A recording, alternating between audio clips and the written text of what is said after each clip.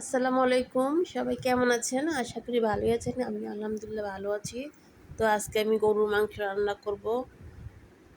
কষায়ে ফেলেছি। কষানোর ভিডিওটা দিতে পারিনি, সরি।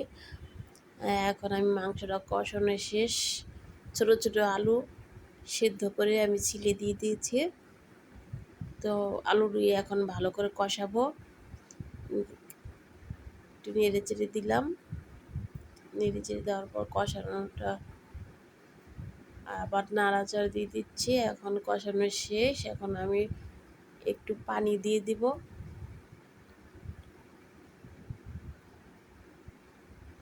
যেহেতু মাংসটা কষানো হয়ে গেছে আর আলুটা সেদ্ধ, এখন আমি অল্প করে পানি দিলাম। এখন আমি জিরার গুঁড়া দিয়ে দিলাম। জিরার গুঁড়া দিয়ে এখন আমি ভালো করে নাড়াচাড়া দিব।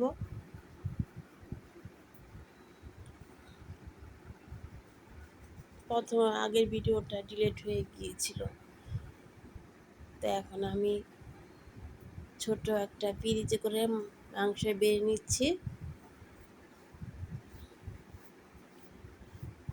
এখন দেখতে কতটা সুন্দর হয়েছে। ছোট ছোট আলু দিয়ে ভালোই লাগে।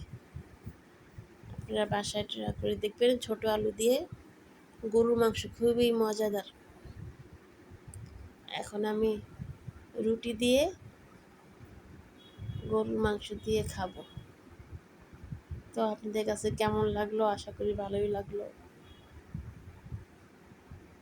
সবাই দোয়া করবেন।